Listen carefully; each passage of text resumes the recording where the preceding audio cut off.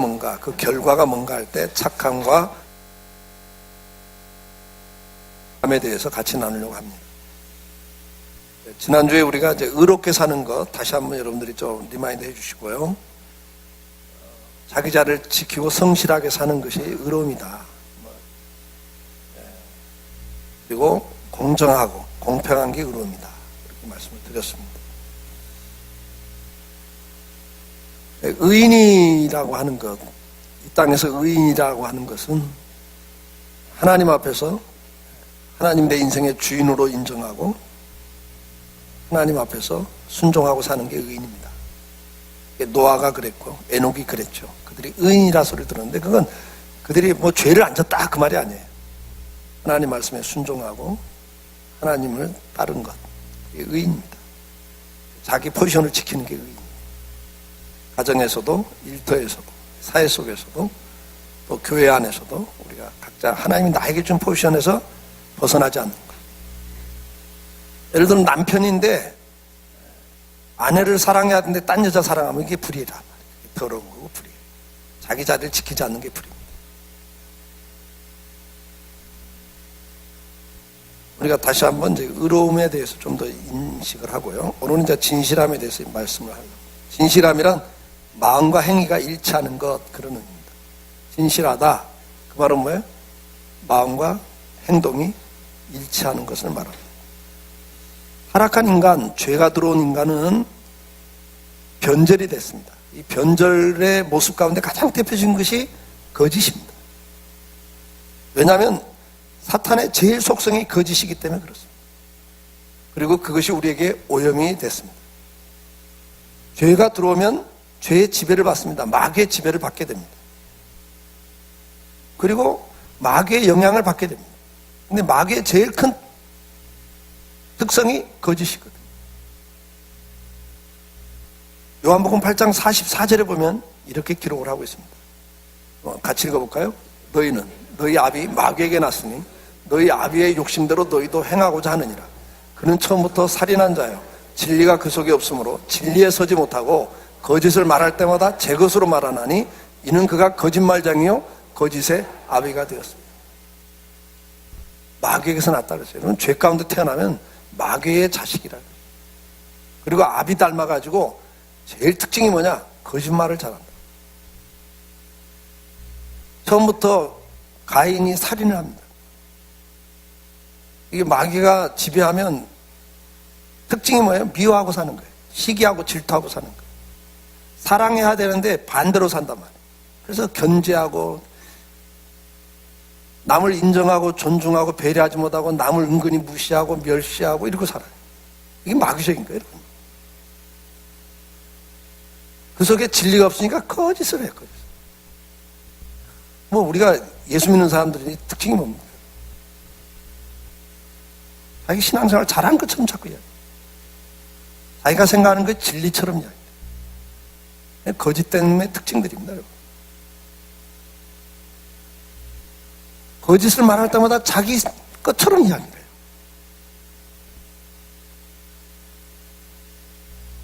애비 닮았다 그러죠. 애비 닮았다. 이게 우리 인간의 저와 여러분의 모습입니다. 고린도후서 11장 3절 말씀해 보면 뭐라고 말합니까? 뱀이 그 관계로 하와를 미혹한 같이 너희 마음이 그리스도를 향하는 진실함과 깨끗함에서 떠나 부패할까 두려워하노라. 마귀적인 게 뭡니까 여러분? 진실함과 깨끗함 두 가지를 이야기하고 있죠. 거짓됨 그 다음에 더러움 아닙니까? 그것으로 부패할까 두렵다.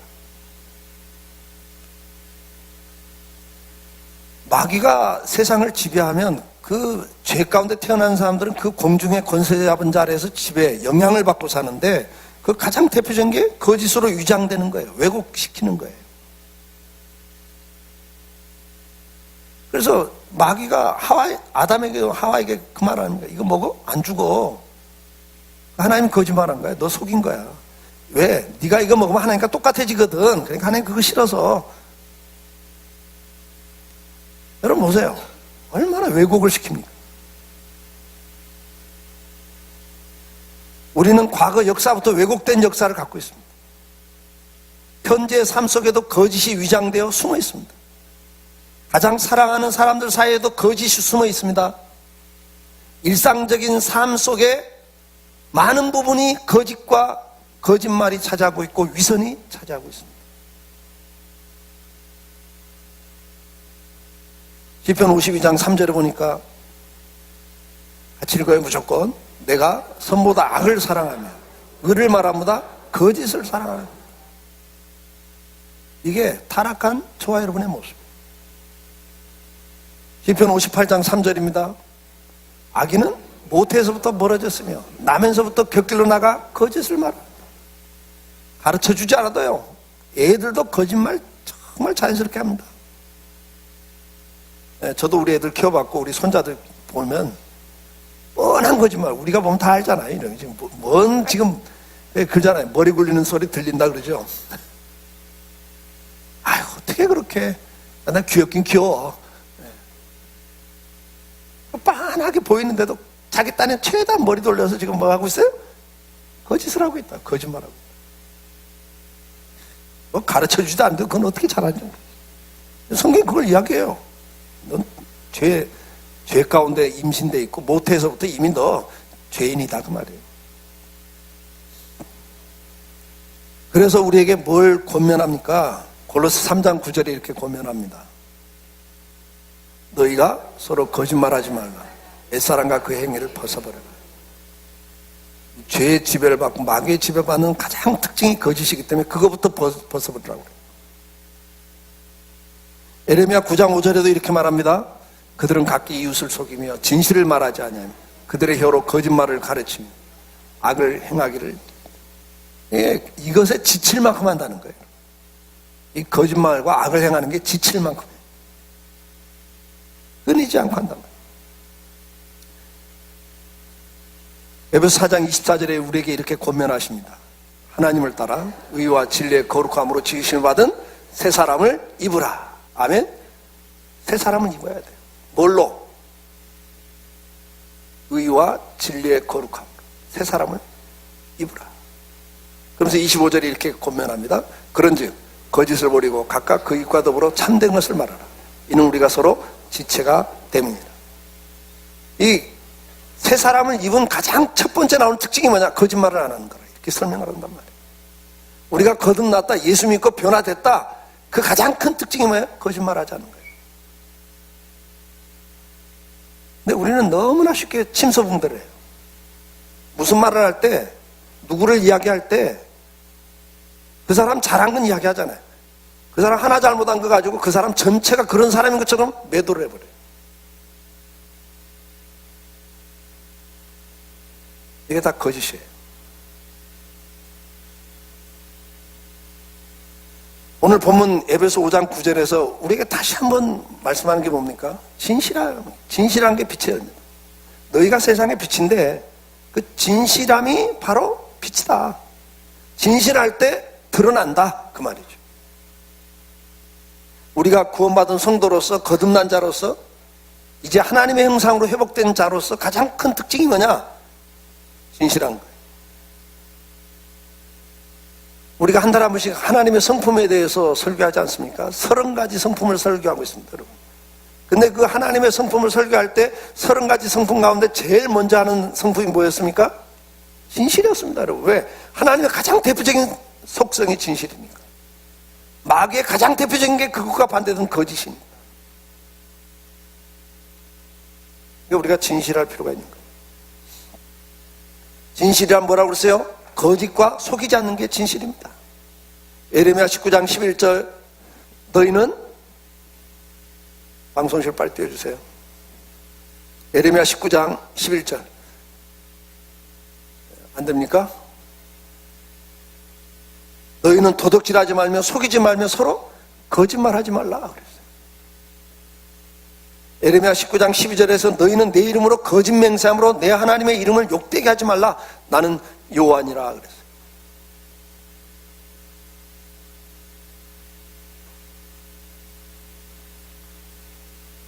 신명기 5장 20절은 내 이웃에 대하여 거짓 증거하지 말라 그랬어요. 거짓 증거가 뭡니까? 힘서붕대하는 거예요. 근데 우리는 너무 쉽게 해요, 그거. 내가 뭔가 그 사람이 싫으면요, 그 사람에 대해서 이야기할 때는요, 그 사람 장점이 하나도 이야기 안 됩니다. 다 단점만 이야기하고, 그것도 아주 부풀려서 이야기를 해버린단 말이에요. 한 사람을 매도시켜버려요. 근데 그게 거짓이에요. 주님은 말씀합니다. 이 거짓에 대해서 어떻게 반응하십니까, 주님이? 시편 5장 6절 말씀 같이 읽습니다. 거짓말하는 자들은 멸망시키리이다. 여호와께서는 피 흘리기를 즐기는 자와 속이는 자를 싫어하시니이다. 하나님 싫어하는 게 이 속이는 거예요, 거짓말은.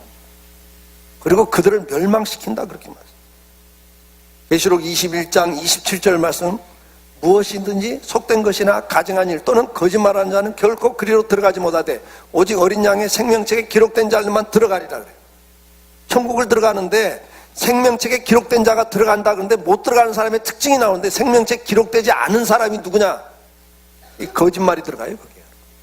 거짓말하는 자가 생명책에 기록되지 않은 자들. 이게 뭔 말이에요, 이게? 하나님에게 속했으면 가장 첫 번째 나오는 품성이 진실이기 때문에 거짓말을 계속하고 뭔가 이렇게 남을 비판하고 정죄하고 부품스럽게 이야기하고 매도하고 이런 사람은 지금 그 안에 뭐가 성령 안에 거하지 않고 있다는 이야기라는 거예요. 요한계시록 22장 15절 말씀 같이 봅니다.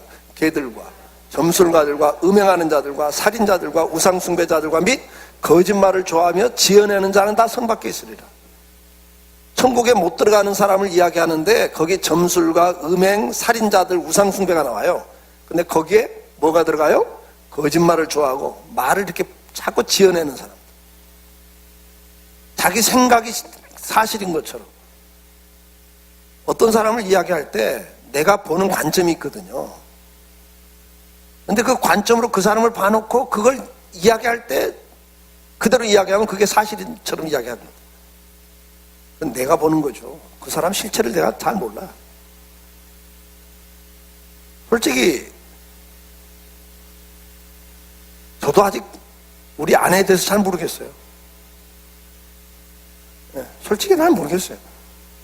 서로 속상할 때가 있잖아요. 오해가 되잖아요. 이해가 안 되고 오해가 될 때가 아직도 있어요. 10길 물속은 알아도 한 길 사람 속은 알 수 없다고 오직하면 그런 말을 했겠어, 우리 선배들이. 그럼 나도 나를 잘 모르겠어요. 근데 내가 누굴 보고 어떻게 그렇게 잘 아세요? 어떻게 이렇게 잘 알고 말씀들 하시냐고. 그 지혜내는 창작입니다, 여러분. 하지 말라는 거예요, 그런 거예요. 이런 자들이 천국에 있는 사람들이 아니다. 최근에 일본의 한 매체 비즈니스 저널이라는 잡지가 한국인은 숨 쉬는 것처럼 거짓말한다 이렇게 보도했어요. 정말 창피하죠. 일본의 비즈니스 저널이 한국인은 숨 쉬는 것처럼 거짓말한다. 그 저널은 이렇게 말합니다. 예전부터 사회 전반에 거짓말과 사기 행위가 만연했지만 경제 불황이 심해지면서 사기 범죄가 더욱 늘고 있다. 그렇게 주장하면서 한국통계청의 자료를 인용했어요. 경찰청의 통계를 인용했습니다. 2000년도에 위증죄로 기소된 사람은 1198명, 무고죄가 2956명, 사기죄가 5386명이었다 그랬어요. 그런데 2013년에 13년이 지난 다음에 위증죄는 1198명이 3420명으로 거진 3배, 무고죄가 2950에서 6244명으로 거진 2배, 사기는 5만 명 정도가 30만 명 정도, 29만 1128명으로 급증했다 이랬어요. 10년 사이에 사기죄는 거진 6배가 증가했어요. 그러면서 이렇게 말했어요. 이는 일본의 66배에 이르는 것인데 인구 규모로 감안하면 165배가 많은 거다 이랬어요.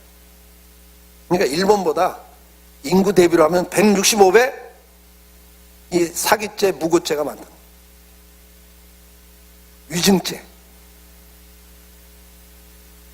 놀라운 것은 한국의 사기 피해액이 43조에 달한다.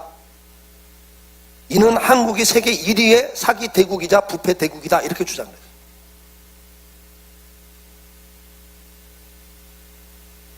그러면서 그 매체는 이렇게 말했습니다. 그 원인은 학력 위주 사회 구조, 치열한 경쟁과 사생 결단적 사고, 무슨 수를 쓰더라도 주의를 밀어내고 올라서려는 욕구 등이다 이렇게 거론했어요.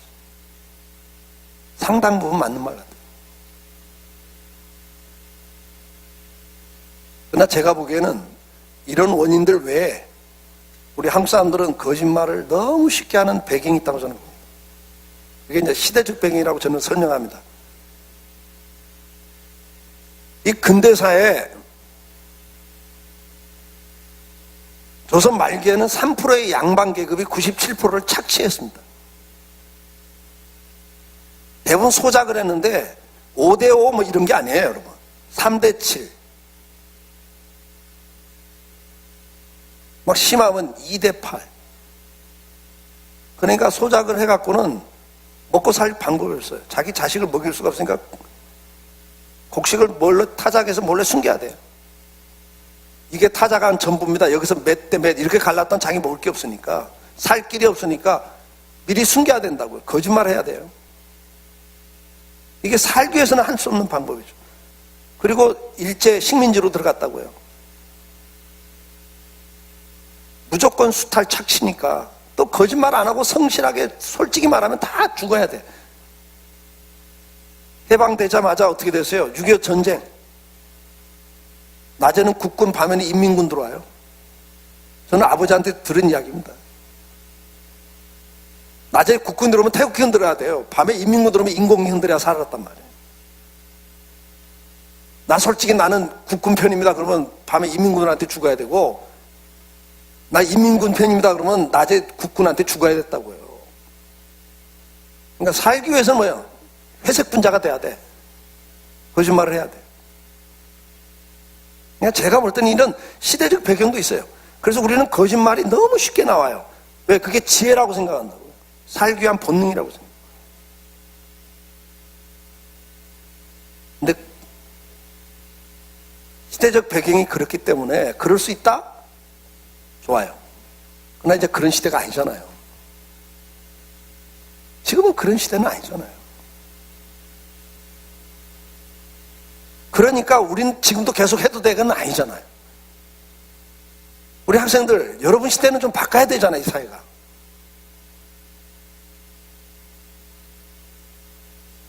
지난번에 말씀드렸지만 누구 하나 책임지는 사람 있고 다 거짓말만 하잖아요. 끝까지 거짓말이잖아요. 끝까지 위증을 하잖아요. 이제 이래서는 안 되잖아요. 진실함이란 거짓말하지 않는 거예요. 진실함은 뭐라고 그랬어요? 겉과 속이 같은 것이라고 그랬습니다. 복음과 순금의 차이라고 진실함에 대한 설교할 때 말씀을 드렸습니다.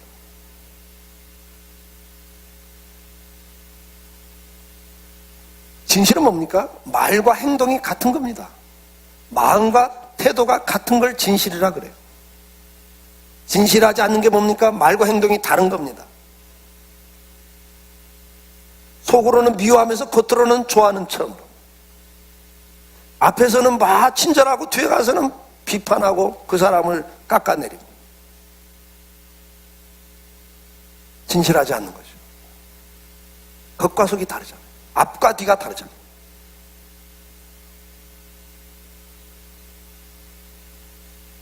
이가서 6장 11절에 같이 읽어요. 내가 만일 부정한 저울을 썼거나 주머니에 거짓 저울추를 두었으면 깨끗하겠느냐? 남 속이는 거. 요한일서 3장 18절 자녀들아 우리가 말과 혀로만 사랑하지 말고 행함과 진실함으로 하자. 말과 행동이 다르단 말이에요. 앞과 뒤가 다르단 말이죠. 겉과 속이 다르단 말이죠. 이게 위선이라 그러죠. 위선.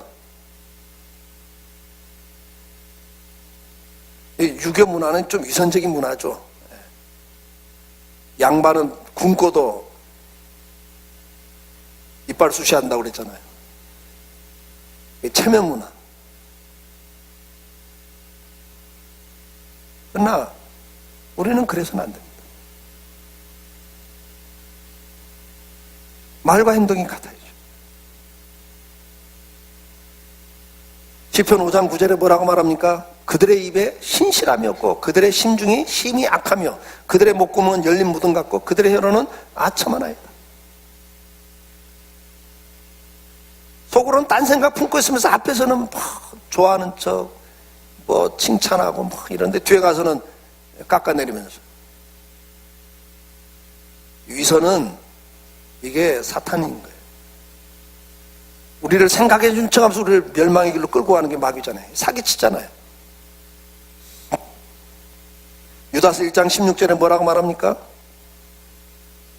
이 사람은 원망하는 자며 불만을 토하는 자며 그 정욕대로 행하는 자라 그 입으로 자랑하는 말을 하며 이익을 위하여 아첨하느니라. 실은 원망과 불만을 토하는데 겉으로는 뭐예요? 그것이 명분이고 좋은 것처럼 잘하는 것처럼 이야기를 한단 말이에요. 자기 명분을 쌓기 위해서 사람들에게 아첨을 해요. 앞과 뒤가 다른 거죠. 원망과 불만을 이야기하면서도 그것이 그 사람을 위하는 것처럼, 그 조직을 위하는 것처럼, 교회를 위하는 것처럼, 하나님을 위하는 것처럼 이야기한단 말이죠.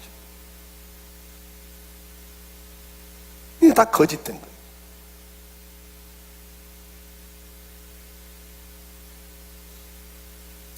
앞에서 어린이 설교 때 요셉 이야기를 했습니다, 여러분. 우리는 요셉 이야기를 잘 봐야 됩니다. 여러분, 집사장이라고 하는 것은 그 집안 살림 전체를 맡긴 겁니다. 요즘도 대통령 뒤에 누가 있어요? 최측근 중에 측근이 누구예요? 문고리 3인방이 아닙니다. 집사입니다, 여러분. 자기의 그 은밀한 걸 다 맡길 수 있는 사람. 특히 거기에는 돈 문제가 들어가요. 가명으로 해도 믿을 만한 사람. 사명으로 해도 믿을 만한 사람. 예? 요즘도 그게 니스거리 아닙니까, 여러분? 사명인데, 다른 사람 이름인데 그게 내 거예요. 근데 그걸 믿고 그 사람 이름으로 할 수 있을 정도면 이건 제일 신이 많은 사람들입니다. 옛날에 전두환 대통령도 그랬고, 다 그랬어요, 여러분. 다 차명 아닙니까, 여러분? 요즘도 그렇다고요. 집사장 그러면요, 자기 가장 믿을 만한 사람인데, 돈 모든 걸 다 맡길 수 있는 사람이에요, 여러분. 집사장이라고 하는 건 살림 전체를 맡겼어요, 요셉한테. 근데 이 노예 출신한테 어떻게 그걸 맡겨요, 여러분? 지금도 회사를 경영하는 사람들 이야기 들어보세요. 돈 맡은 부서는 누구한테 맡깁니까? 다른 사람한테 맡기면 빼먹으니까 가족들한테 맡겨요, 대부분. 그래도 먹어도 식구가 먹는 게 낫다고 그런 말 합디다. 네? 어떤 사업하는 집사님이 저한테 그러대요. 사업하는 분들 이야기 들어보면 격리 쪽을 맡길 때는 월급 플러스 알파 얼마 가져가는 걸 예상하고 맡기는 거지, 그거 생각 안 하겠다는 시험 든다고. 그냥 제일 믿을 만한 사람한테 맡기는 게 가정이에요. 그 살림이라고요. 근데 보디발이 요셉한테 그걸 맡겼다니까요. 그리고 그 아내 사건이 터졌을 때 여러분 생각해 보세요. 그렇게 믿었던 친구가 자기 아내를 겁탈하려고 했다? 이건 배신감이에요. 이건 그렇게 안 맡겼어도 자기 아내를 겁탈했다면 이놈 죽일 놈이죠. 종주제. 어디 마님을 겁탈하려고 그래. 이건 죽일 놈이죠. 근데 보세요. 그렇게 신임했던 사람이 가장 자기가 사랑하는 아내를 겁탈하려고, 이건 용납이 될 수 없는 죄라고요. 근데 그걸 고소를 아내가 했을 때, 고발을 했을 때 신문 안 했겠어요? 근데 보디발이 누구 말을 믿어요? 요셉을 안 죽입니다. 그리고 자기가 관리하는 궁궐에 대신들 가두는, 자기가 관리하는 감옥에 요셉을 가둡니다, 여러분. 이게 말이 안 되는 거예요. 노예 주제에 어디 그 감옥에 가둡니까? 일반 감옥에 아니면 이거 죽여야죠. 만약에 보디발이 요셉의 말을 믿지 않았다면, 신뢰하지 않았다면 나중에 왕 앞에 소개될 때 왕한테 그럴 거예요. 저런 말은 믿으면 안 됩니다. 저는 뭐 해석한 거 믿지 마세요. 어쩌다 한번 맞춘 거죠. 저는 원래 저런 놈입니다. 배신자입니다. 아마 차단했을 겁니다. 아마 경호실장이니까. 그런 거 없어요. 요셉이 어땠어요? 평소에 성실하니까. 가만히 주인이 지켜보잖아요. 그러니까 얼마나 믿을만 했으면 모든 집안 살림을 다 맡겼겠어요. 그 최고 권력과 부를 가진 얼마나 많은 재산을 관리했는데.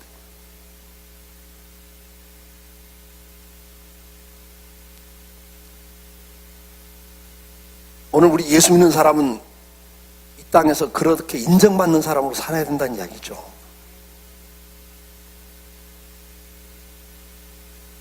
세상이 참 어둡잖아요. 대한민국이 사기 1위 국가라 소리를 듣고 있는 판에 정말 식구도 못 믿을 만큼 불신의 시대 아닙니까? 이럴 때는 너무 어두우니까 조금만 비춰도 이거 환히 비치는 거예요. 아주 이거 우리 예수 믿는 사람들에게는 기회 아닙니까? 조금만 잘해도 박수 받는 시대란 말이에요. 진실함은 성실함과 정확을 말합니다. 여호수아 14장 7절에 내 나이 40에 여호와의 종 모세가 가데스 바네아에서 나를 보내어 이 땅을 정탐하게 하였으므로 내가 성실한 마음으로 그에게 보고하였고 그래요. 그러니까 여호수아는 성실하게 보고했다 그랬어요. 근데 거기 성실하다고 할 때 뭡니까? 하나님의 말씀을 붙잡고 그건 보고했다고요. 10명의 정탐꾼은 상황을 보고했고 여호수아는 말씀을 붙잡고 보고했잖아요. 들어가도 됩니다. 왜? 저들이 강하지만 하나님이 책임을 집니다. 왜? 하나님 들어가라고 그랬으니까. 우리는 순종하면 됩니다. 그리고 여호수아는 그 하나님 말씀을 믿고 끝내 그 가나안 땅을 정복합니다. 하나님 이런 사람들을 통해서 일하고 계세요. 골로새 3장 22절 너무나 잘 아는 말씀이지만 같이 읽습시다. 종들아 모든 일에 육신의 상전들에게 순종하되 사람을 기쁘게 하는 자와 같이 눈가림만 하지 말고 오직 주를 두려워하여 성실한 마음으로 하라. 눈가림을 하지 말라는 거예요. 앞에서 뒤에서 다르게 하면 안 된단 말이에요. 요셉이 그런 사람이에요. 인정을 받았어요. 여러분들 회사에서도 그렇게 인정받을 수 있기를 축복합니다. 여러분 가정에서도 우리 학생들 여러분 말하면 엄마 아빠가 믿어줘야지. 야 너 솔직히 말해. 너 거짓말하고 있지. 뭐 이렇게 추궁하고 들어온다는 이야기는 평소에 신뢰를 못 받고 있다는 이야기잖아. 네가 예수 믿는 사람으로서. 얘는 매 맞으면서도 손해보면서도 사실을 말하는 애야. 그렇게 인정을 받아야 한다는 거예요. 사랑하는 여러분, 오늘 우리는 진실하다고 하는 것은 약속을 지키는 거라고도 말씀을 드렸습니다. 하나님은 약속하신 걸 그대로 다 지켰던 분입니다. 사도행전 7장 17절에 보면 때가 되면 그래요. 약속하신 때가 되면 이스라엘을 출애굽 400년 만에 그 약속을 그대로 이루시는 분. 사도행전 13장 23절에 보면 하나님이 약속하신 대로 예수님을 이 땅에 보내십니다. 1000년, 2000년이 지난 다음에 하나님이 약속한 대로 그대로 하셨어요. 그래서 마태복음 5장 18절에 뭐라고 말합니까? 같이 읽어요. 진실로 너희에게 이르노니 천지가 없어지기 전에는 율법의 1.1획도 결코 없어지지 아니하고 다 이루리라. 하나님 그대로 다 이루시는 분이라는, 약속하신 대로 되는 분입니다. 그렇기 때문에 우리도 약속을 지키라고 주님은 우리에게 권면하고 계십니다. 민수기 30장 2절 말씀. 사람이 여호와께 서원하였거나 결심하고 서약하였으면 깨트리지 말고 그가 입으로 말한 대로 다 이행할지니라. 문서를 말하지 않아요. 성경은 네가 말했으면 그대로 지켜라. 그게 그리스도인이에요. 나중에 계약서가 있어? 없잖아. 이러면 안 돼요. 기독교는 말을 했으면 그대로 행하라 그 말이에요. 신명기 23장 21절 말씀. 내 하나님 여호와께 서원하거든 갚기를 더디하지 말라. 내 하나님 여호와께서 반드시 그것을 내게 요구하시리니 더디면 그것이 내게 죄가 될 것이다. 이것도 더디게 하지 말라 그렇게 말씀드립니다. 신명기 23장 23절 말씀. 내 입으로 말한 것은 그대로 실행하도록 유의하라. 무릇 자원하는 예물은 내 하나님 여호와께 내가 서원하여 입으로 언약한 대로 행할지니라. 여러분 말한 것 그대로 실행하도록 조심하라 그래요. 유의하라 그래요. 아모스 1장 9절 말씀입니다. 여호와께서 이와 같이 말씀하시되 두로의 서너 가지 죄로 말미암아 내가 그들을 벌을 돌이키지 아니하리니 이는 그들이 그 형제의 계약을 기억하지 아니하므로 모든 사로잡은 자를 에돔에 넘겼습니다. 인간관계에서도 계약을 어기는 것, 약속을 어기는 것에 대해서 하나님이 형벌하신다 이렇게 말해요. 죄라는 게 하나님 제일 싫어하는 게 거짓이에요. 우리는 잘못할 수도 있어요. 왜? 연약하잖아요. 부족하잖아요. 그렇지만 그것을 모면하기 위해서 거짓하지 말라는 거예요. 좀 손해보고 어느 때는 좀 내가 매를 맞더라도 솔직히 말하는 것이 하나님 기뻐하는 일이에요. 오늘 우리는 이것을 훈련해야 됩니다. 거짓과 배신이 일상이 되고 누구도 믿지 못하고 사는 이 세상 속에서 그래도 예수 믿는 사람은 믿을만해. 뭐 100%는 아니지만 우리도 100% 어떻게 살아요. 그래서 100%는 아니지만 그래도 쟤는 사실을 말하려고 애를 쓰고 성실하려고 애를 써. 아까 네가 다르지 않아. 앞에서 하는 말 뒤에서 하는 말이 다르지 않아. 이런 인정은 받는 자리 가는 거예요. 앞에서 말씀드린 것처럼 한국 사회가 너무 거짓이 팽배하기 때문에 우리는 조금만 잘해도 금방 드러납니다. 빛의 열매가 될 수 있습니다. 이번 한 주가 그렇게 좀 살아볼 수 있기를 축복합니다. 100%는 안 된다고 말씀드렸어요. 저나 여러분이 죄인이니까 100%는 안 돼. 그러나 우리 학생들 일주일에 거짓말 몇 번 정도 하는 것 같으냐? 어? 10번 한다고 치자. 10번 더 할 거야 아마. 10번 한다고 치자. 그럼 몇 번 줄여보자 그 말이야. 그 중에 몇 번은 진실을 말해보자 이게. 그 중에 몇 번은 위선적으로 하지 말고 아까 네가 다르게 눈 가림을 하지 말자 그 말이야. 그 중에 몇 번은 좀 약속을 지켜보자 이 말이야. 그럴 때 그게 하나씩 하나씩 드러나고 쌓일 때 신용이 생기는 거예요. 요셉처럼. 제 말하면 그건 믿을만해. 자기 아내 말보다도 요셉 말이 더 신뢰가 돼. 이 정도는 돼야 되지 않겠습니까? 그렇게 한번 살아봅시다. 예. 이번 한 주간 좀 진실해 보려고 하나님 앞에서 몸부림쳐 볼 수 있기를 주의 이름으로 축복합니다.